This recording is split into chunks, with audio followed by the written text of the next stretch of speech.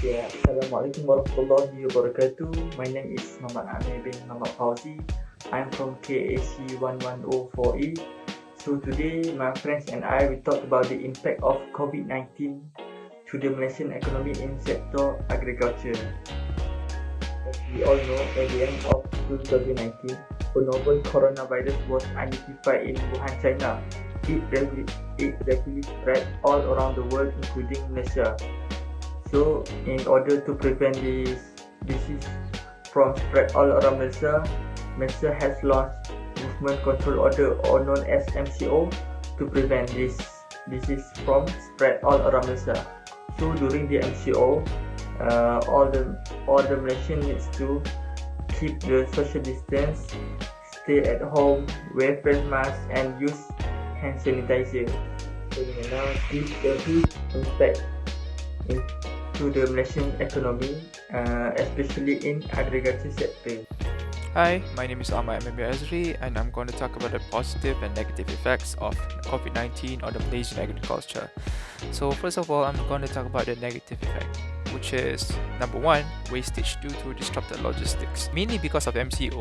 MCO is not a bad thing, but it is there's a lot of side effects that happen between it. For example, when wet market are closed, producers aren't able to sell their produce, restaurants are closed, so less of them are buying from the producers, and when the interstate travel ban has occurred, so maybe items aren't able to be sent to their usual customers because of the interstate ban. So of course both consumers and producers are affected. Moving on, local farmers aren't able to trade traditionally. Usually trades happen between farmers and producers, consumers and producers are face to face, and also there's a use of e-commerce, but not that significant. So what happened is when the MCO occur, wet market are banned, so they cannot use that method to sell to their customers, and also people are not going out more, so there's a less of buying and selling occurring within our people. So that actually focus more on the use of e-commerce like Lazada, or basic method like WhatsApp and Telegram between our people, between producers and consumers. So moving on, we're going to talk about decrease of productivity and efficiency of agriculture. So you could say there's a flowchart of individuals and groups of who is buying from who. You could say the producer A always sells their produce to consumer A, but then consumer A cannot buy from them for, let's say, because they usually buy at a wet market or more. So this actually decrease the productivity and efficiency of agriculture, because they usually have their own system that they use usually, but now because of the MCO of the new policies, they actually disrupt the efficiency. So moving on, now we're going to talk about the positive effect. So first point is the increased usage in e-commerce for agriculture. So this, you could say, have a lot of growth because of this coronavirus case. So when MCO occur, people are not going out more, so face-to-face method are not not a reliable method of selling and buying. So consumers are staying at home more and using apps like you could say take GrabFood. So corporation like e-commerce company take this opportunity to focus more on local farmers. For example, they're helping the local farmers sell their produces to our buyers. So second point is increased usage of local produce. So of course the COVID-19 case is affected worldwide. So the concern is our food security, because we're not importing and exporting produces more. For example, we import a lot of Thai rice from Thailand, and for example carrots from New Zealand. So this actually is a good opportunity for our local farmers to up their game and sell more to our consumers, to our local consumers. So this is actually a good opportunity for them to put their produces and focus their sales. So last point is decrease in wastage of produce from restaurants. So usually Malaysia is notorious for wastage of food. So when this occur, especially in Ramadan, there's a lot of waste of food. But because I'm CEO, people are rationing more, restaurants and also households. So this is very good change for our Malaysian society to be more focused on our food wastage. Okay, that's all. Thank you very much. Hai, Assalamualaikum warahmatullahi wabarakatuh. I'm Muhammad Ashraf bin Jamil from KAC 1104E. I'm going to talk about the impact COVID-19 to Malaysian economy. Firstly, I'm going to talk about the negative effect, which is the effect on unemployment. Since this pandemic occurred, majority of business are shut down or closed temporarily when the Movement Control Order MCO because to fight the coronavirus disease, so that many employees will be laid off from their jobs. For example, in article Israwani, Asia Berhad will be laid off many of employees in various sectors because of this pandemic COVID-19. Because of this effect, the unemployment rate in Malaysia will be increased. Next, the second negative effect is the effect on economic growth. When the implementation of Movement Control Order, the consumers must stay at home to prevent from being infected by the coronavirus, so that the consumer will be reduced in spending expenses. When the consumption decrease, definitely the aggregate demand also will be decreased, so that the economic growth will become slower. Okay. Next, the third negative effect is on personal income. If the individual are not working during Movement Control Order MCO, they will not get any income, so that the personal income will be decreased, and also the economy in Malaysia also will be decreased. Next, I will move to positive effect. The first positive effect COVID-19 to Malaysian economy is increase in e-commerce. When Movement Control Order MCO, some of the business are still running even though they are from home. They are using e-commerce as another alternative to gain business income. By using e-commerce, they definitely will reduce their costs, especially in time that require to search for goods and services, and also can easily complete the transaction by online banking.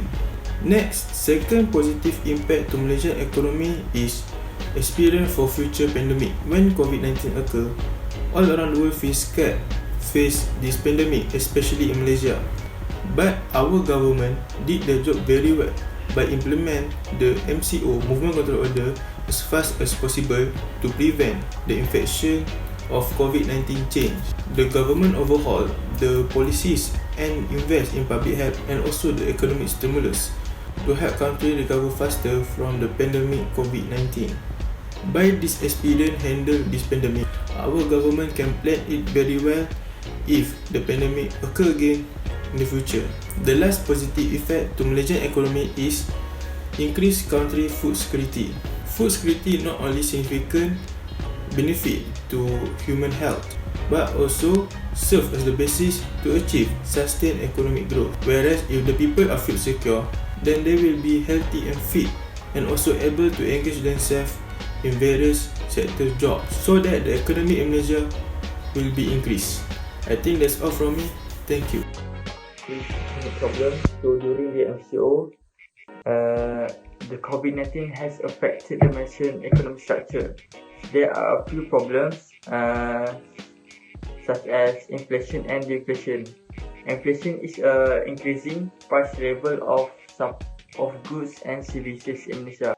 So when there is inflation, the purchasing power will decrease, and inflation will affect the growth of economy in Malaysia by increasing in savings, increase in supply, and lower the interest rate.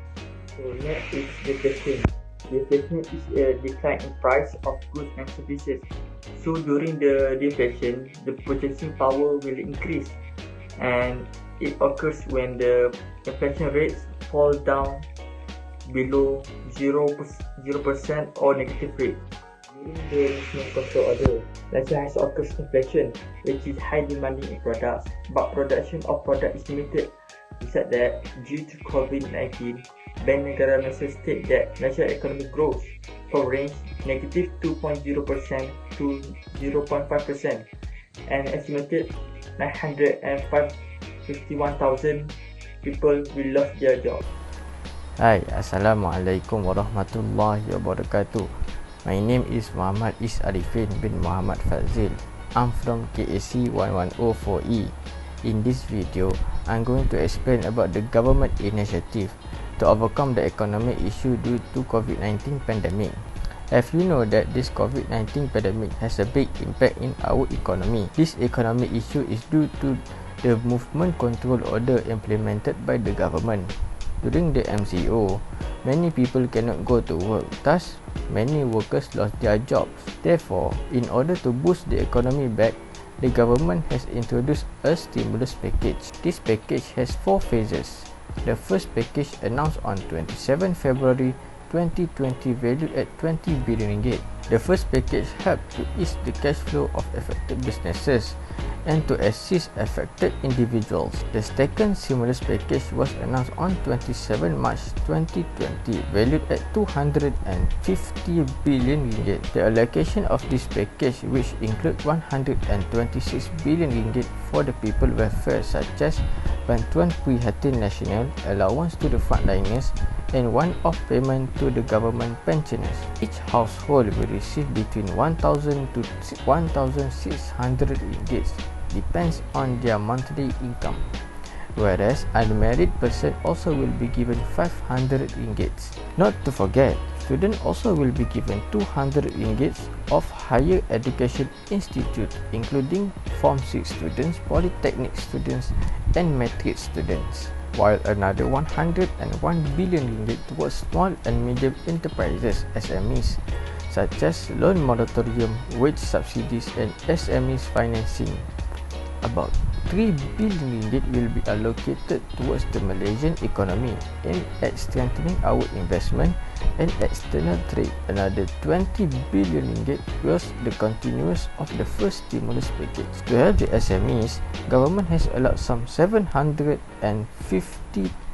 SMEs to postpone the payment of income tax for 3 months beginning 1 April 2020. Bank Negara Malaysia also announced that businesses will get 6-month moratorium on loan payment. Furthermore, government also works with Employee Provident Fund (EPF) by reducing the employee contribution from 11% to 7%. This is also part of the government stimulus package. To help lessen the rakyat's burden during the MCO, government also allowed people below 55 years old to withdraw their EPF from their first account up to 500 ringgit a month for the period of 12. This package is called I-Less Study. To prevent people from taking advantages during the pandemic, government has set a ceiling price for face masks and hand sanitizer. Consequently, with this direct and indirect fiscal injection are expected to contribute an estimated 2.8% to the Malaysian GDP. Apart from that, all school and higher education institutes were forced to close during the MCO. Then what happened to the students?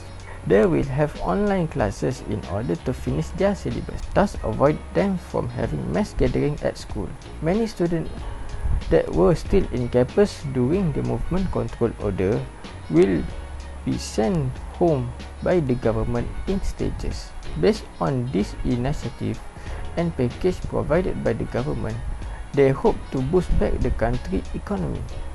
Thus, all economic sectors that were infected by this pandemic will be normal again, including agriculture sector. In conclusion, all sectors of economy that affected during this pandemic need to be given attention.